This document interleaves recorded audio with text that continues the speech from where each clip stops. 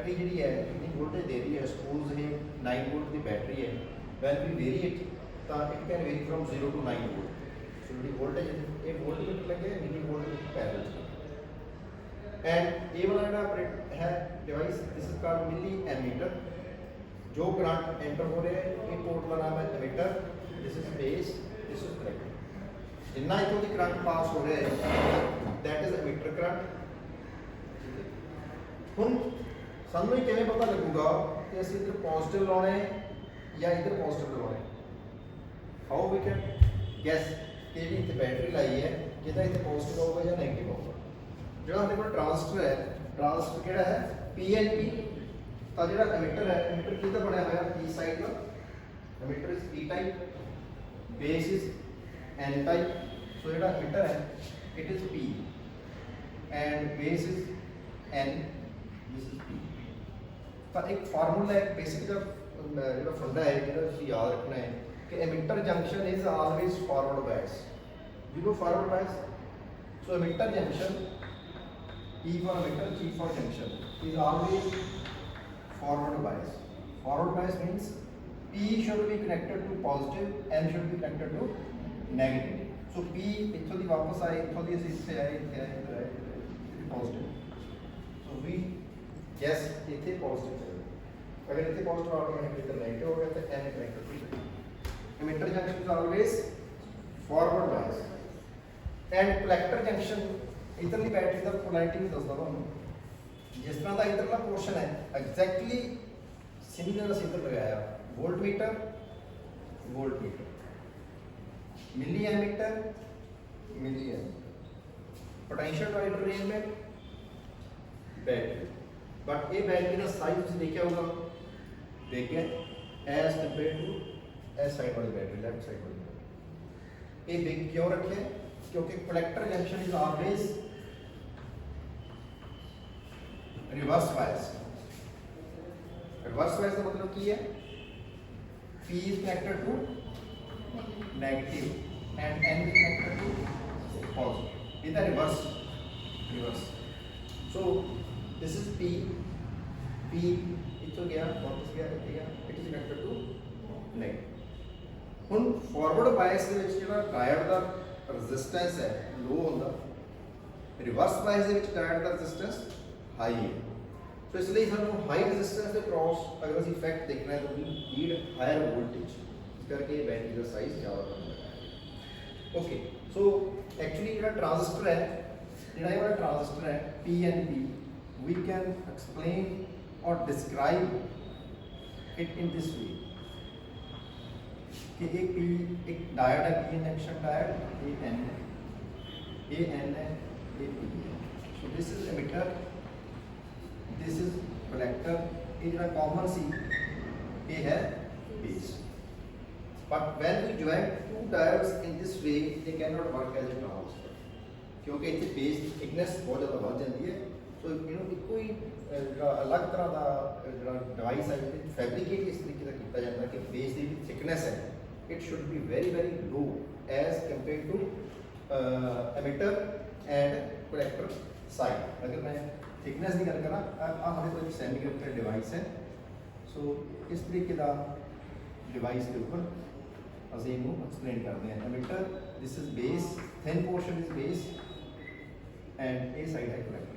Generally जो collector की thickness है एमीटर के नालों थोड़ी ज़्यादा होती है। क्लीयर?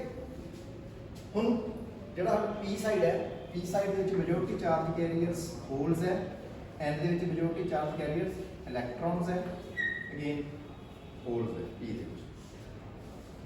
सो ज़्यादा एक थ्योरी नहीं पढ़ाऊंगी, हुण मैं एक्सपैरीमेंट आ रहे एक्सपैरीमेंट किस तरह करना, तो असीं करैक्टरिस्टिक्स स्टडी करने सीगे। पहला input characteristics, so input characteristics ते ग्राफ VEB। हुण देखो जी वोल्टेज इत्थे लिखा VEB, voltage between emitter, this P for base, V for voltage, so this voltage between emitter and base, that is input voltage along x-axis plot करके, and input current जिहड़ा है साडे कोले ये वाले करंट का नाम है emitter current नूं y-axis पे क्रॉस प्लॉट कर लिया।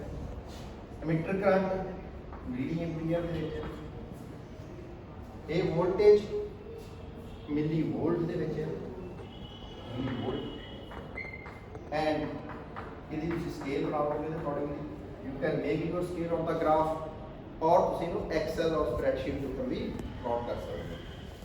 ਹੁਣ ਇਹ ਤਿੰਨ ਗ੍ਰਾਫ ਕਿਉਂ ਬਣੇ ਆ? ਸਾਨੂੰ ਇੱਕੋ ਗ੍ਰਾਫ ਚਾਹੀਦਾ ਸੀ।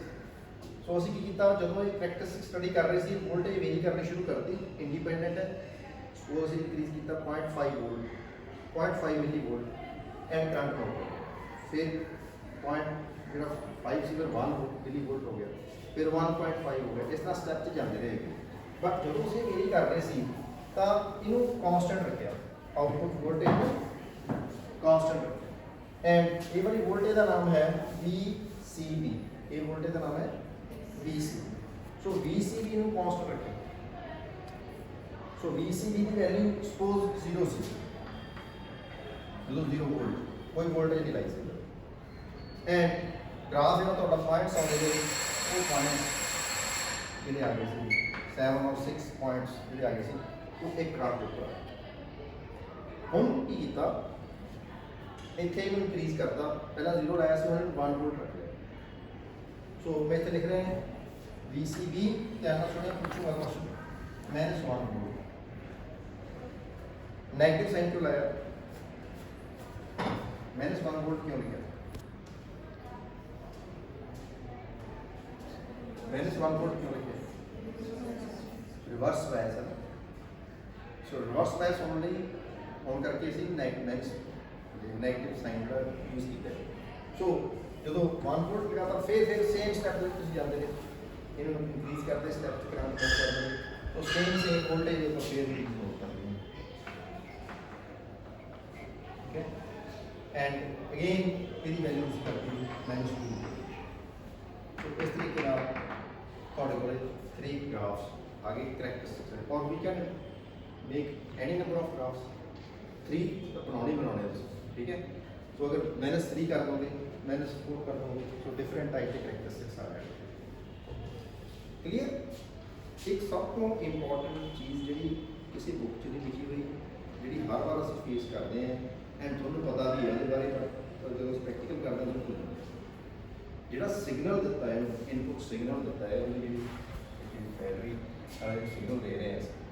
ਸੋ ਅਸੀਂ ਇੱਥੇ ਸ਼ੋਅ ਕੀਤਾ ਹੋਇਆ ਬੈਟਰੀ, ਬਟ ਜਿਹੜਾ ਐਪਰੇਟਸ ਹੈ ਇਹ 'ਚ ਕੋਈ ਬੈਟਰੀ ਨਹੀਂ ਲੱਗੀ ਹੋਈ, ਇਹਨੂੰ ਤਾਂ ਪਲੱਗ ਲਾਇਆ ਹੈ ਪਾਵਰ ਦੇ, ਤਾਂ ਕੀ ਕਰ ਰਹੇ ਹਾਂ, ਬੈਟਰੀ ਦੀ ਜਗ੍ਹਾ ਤੇ ਕੀ ਕਰ ਰਹੇ ਹਾਂ, ਰੈਕਟੀਫਾਇਰ ਲਗਾ ਰਹੇ ਹਾਂ, ਠੀਕ ਹੈ। ਸੋ ਰੈਕਟੀਫਾਇਰ ਕੀ ਕੰਮ ਕਰਦਾ, AC ਨੂੰ DC ਕਨਵਰਟ ਕਰਦਾ। ਸੋ ਜੋ ਸਾਡੇ ਕੋਲ ਜਿਹੜਾ ਰੈਕਟੀਫਾਇਰ ਹੈ, ਅਗਰ ਉਹਦੇ 'ਚ ਜਿਹਨੂੰ ਕਹਿੰਦੇ ਰਿਪਲ ਫੈਕਟਰ ਹੈ, ਅਗਰ ਰੈਕਟੀਫਾਇਰ ਉਹਦੇ 'ਚ ਫਿਲਟਰ ਸਰਕਟ ਨਹੀਂ ਲੱਗੇ ਹੋਏ ਤਾਂ ਵੀ ਗੈਟ ਫਲਕਚੁਏਟਿੰਗ DC, ਤਾਂ ਉਹਦੇ ਵਾਲੇ ਕਰੈਕਟਰਿਸਟਿਕਸ ਵੇਰੀ ਕਰਦੇ ਹੋਏ।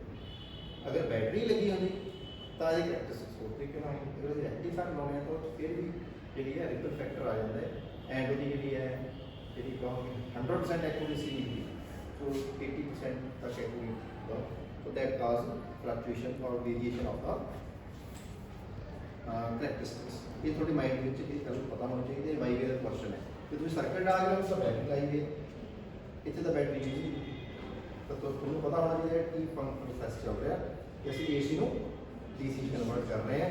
ਜੇ AC ਸਾਡੇ ਕੋਲ ਆ ਰਹੀ ਹੈ, ਉਹਦੀ ਫ੍ਰੀਕੁਐਂਸੀ ਕਿੰਨੀ ਹੈ, 50 हर्ट्ज, जो सिग्नल जो आ रहा है that is of 50 hertz frequency, and अगर वो फ्रीक्वेंसी वेरी कर दी है AC की इनपुट की with the help of function generator, तो ये करैक्टरिस्टिक्स फिर भी वेरी करते हैं, क्योंकि जी रेक्टिफायर की एफिशिएंसी चेंज हो जाती है, फ्रीक्वेंसी का तभी करैक्टरिस्टिक्स वेरी करते हैं। सो it is a very sensitive device, थोड़ी जी एक भी पैरामीटर चेंज होया तो चेंज हो जाएंगे। टैंपरेचर का जो टैंपरेचर का भी इफेक्ट पैदा क्योंकि सैंडल डिवाइस है, बट वो जो इफेक्ट है असं जो नॉर्मल रेंज वाला टैंपरेचर है 10 तो लैके 50 डिग्री जितनी बड़ी ज़्यादा वेरिएशन नहीं है हम, ठीक है। पर ये हीट सिंक लाता है तो प्रॉब्लम है, वो वाला स्टेप क्लियर हो गया तक करैक्टरिस्टिक्स पता लग गया। फिर आइए दूसरी साइड पे आउटपुट करैक्टरिस्टिक्स। आउटपुट करैक्टरिस्टिक्स ਦੇ ਵਿੱਚ ਸੇਮ ਪ੍ਰੋਸੈਸ ਹੈ। Output voltage along X axis, output voltage ਕੀ ਹੈ VCB, ਟੇਬਲ ਬਣਾ ਲਓਗੇ ਜਿਵੇਂ ਪਹਿਲਾਂ ਬਣਾਇਆ ਉਹਦਾ ਵੀ ਟੇਬਲ ਬਣਾਉਣਾ ਪਹਿਲਾਂ ਤਾਂ ਆਹ ਵਾਲਾ ਹੈ ਇਹਦਾ ਟੇਬਲ VEB, ਜਿਹੜਾ ਪਹਿਲਾਂ ਟੇਬਲ ਬਣਾਇਆ ਸੀ VEB and IE the table ਬਣਾਇਆ ਸੀ VEB IE in milli, ਇਹਦੇ ਨਾਲ ਲਿਖ ਲਓਗੇ milli ampere, this is milli volt, bar milli volt नहीं लिखना, ऊपर ही लिख देना एक बार, ठीक है। एंड 0 -1 वोल्ट -2 वोल्ट, तो इस तरह लेके 7 to 8 रीडिंग्स की नोट कर लेंगे, ठीक है। वो ग्राफ बन जाएंगे थोड़े। सो ये वोल्टेज सेम स्टेप से जाऊगी, ये वास्ते अलग-अलग वैल्यूज होंगी। ओके, कितना नाम ਇਹਦੇ ਨਾਮ ਤੇ ਇਹਦਾ ਗ੍ਰਾਫ ਇਹਦਾ ਤੇ ਮੈਂ ਤਿੰਨ ਗ੍ਰਾਫ आई थिंक क्लियर है। इनपुट कैरेक्टरिस्टिक्स क्लियर हो गया। इनपुट आई डी की मतलब इनपुट कैरेक्टरिस्टिक्स। सो एस पोर्ट का नाम है 1, जिन्होंने एक तो बनाया से, ए वाला पोर्ट है 2। और अगला स्टेप ਇਹਦਾ ਬਿਲਕੁਲ ਰੈਪਲੀਕਾ ਜਿਸ ਤਰ੍ਹਾਂ ਇੱਥੇ ਕੀਤਾ ਸੀ VCB ਤੇ IC।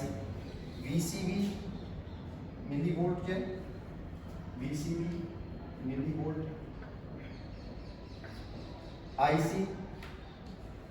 कलेक्टर करंट, IC का मतलब I for current, C for collector.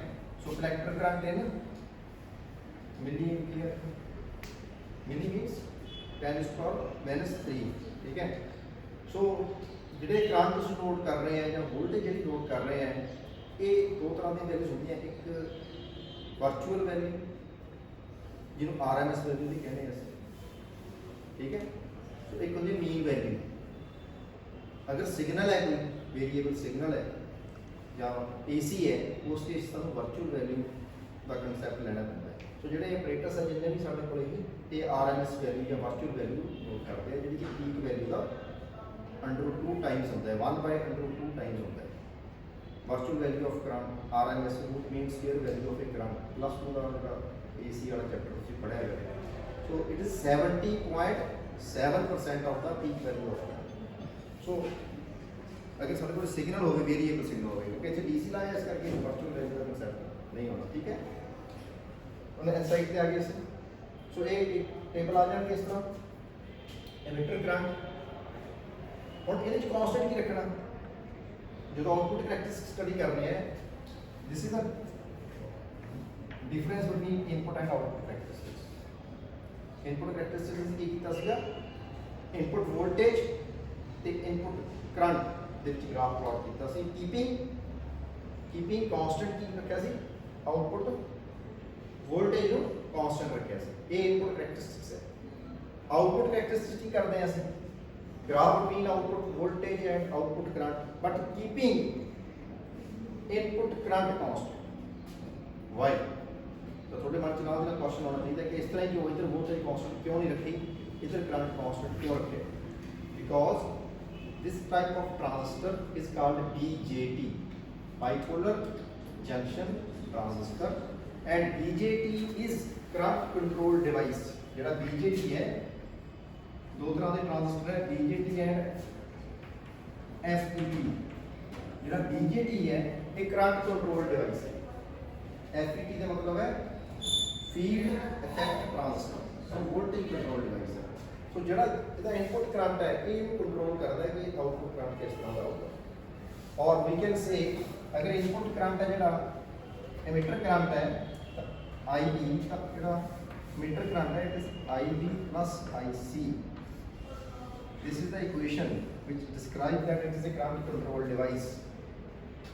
अगर input current that is emitter current 100 है, in general अगर ये 5 है तो ये 95 होता है। सो ये वाला ही total current है emitter current, ये input current। So it is a current control device। Junction law, Kirchhoff's junction law से पढ़ा। अगर ये जंक्शन है, एक जंक्शन से जितना करंट आ रहा है उन्हें दूसरी साइड पे जाओगे। सपोज एक जंक्शन है, एक इधर चला गया, इसी का जंक्शन इतने मीटर करंट आया, कुछ बेस करंट बन गया, बाकी का कलेक्टर करंट बन गया। इन्होंने दोनों का सामने इक्वल होगा। तो ਇਹ ਜੰਕਸ਼ਨ ਲਾ ਜਿਹੜਾ ਬਸ ਹੋਇਆ ਉਹਦੇ ਅਕੋਰਡਿੰਗਲੀ ਗ੍ਰਾਫ ਜਿਹੜਾ ਇਕੁਏਸ਼ਨ ਆ ਜਾਂਦੀ ਹੈ। ਸੋ ਆਨਸਰ ਪਤਾ ਲੱਗ ਗਿਆ। ਹੁਣ ਅਸੀਂ ਜਦੋਂ ਆਊਟਪੁੱਟ ਕਰੈਕਟਰਿਸਟਿਕ ਸਟੱਡੀ ਕਰ ਰਹੇ ਹਾਂ ਤਾਂ ਵੀ ਹੈਵ ਟੂ ਫਿਕਸ ਦਾ ਇਨਪੁਟ ਕਰੰਟ, ਠੀਕ ਹੈ, ਕਿਉਂਕਿ ਕਰੰਟ ਕੰਟਰੋਲ ਡਿਵਾਈਸ ਹੈ। ਸੋ ਡਿਫਰੈਂਟ ਇਨਪੁਟ ਕਰੰਟਸ ਦੇ ਉੱਪਰ ਤੁਸੀਂ ਇਹਨੂੰ ਪਲਾਟ ਕਰ ਲਓਗੇ ਐਂਡ ਇਹ ਵਾਲਾ ਜਿਹੜਾ ਗ੍ਰਾਫ ਆਊਗਾ ਇਹ ਵਾਲੀ ਜਿਹੜੀ ਰੀਡਿੰਗਸ ਹੋਣਗੀਆਂ ਬਿਲਕੁਲ ਸਟੇਬਲ ਹੀ ਆਉਣਗੀਆਂ। ਇੱਥੇ ਤਾਂ ਬੜੀ ਕਰਵ ਦਿੱਤੀ ਹੋਈ ਹੈ ਨਾ, ਬਟ ਪ੍ਰੈਕਟੀਕਲੀ ਆਲਮੋਸਟ ਕਾਂਸਟੈਂਟ ਰਹਿੰਦੀ ਹੈ। ਅਸੀਂ ਕੀ ਕਰਨਾ ਹੈ, ਵੋਲਟੇਜ ਇਨਕਰੀਜ਼ ਕਰੀ ਜਾਵਾਂਗੇ ਇਹ ਕਲੈਕਟਰ ਕਰੰਟ ਉਨਾ ਹੀ ਆਊਗਾ। ਫਿਰ ਜਦੋਂ ਅਸੀਂ ਮੀਟਰ ਕਰੰਟ ਵੇਰੀ ਕਰ ਦਾਂਗੇ ਫਿਰ ਇਹ ਚੇਂਜ ਹੋ ਜਾਊਗਾ ਮੀਟਰ ਕਰੰਟ ਚੇਂਜ ਕਰਨ ਨਾਲ। ਅਗਰ ਮੀਟਰ ਕਰੰਟ ਇਨਕਰੀਜ਼ ਕਰਾਂਗੇ ਤਾਂ ਵੱਧ ਜਾਊਗਾ ਐਂਡ ਫਿਰ ਕਾਂਸਟੈਂਟ ਹੋਊਗਾ। ਕਲੀਅਰ? ਸੋ 3 ਤੁਸੀਂ ਗ੍ਰਾਫ ਪਲਾਟ ਕਰ ਲੈਣੇ ਜਿਸ ਤਰ੍ਹਾਂ ਇਹਦਾ ਠੀਕ ਹੋ ਗਿਆ। ਇਹਨਾਂ ਇਹ ਤੁਹਾਡੇ ਹੋ ਗਏ ਕਰੈਕਟਰਿਸਟਿਕਸ ਕੰਪਲੀਟ ਹੋ ਗਏ। ਸ਼ੌਕ ਕਰੋ।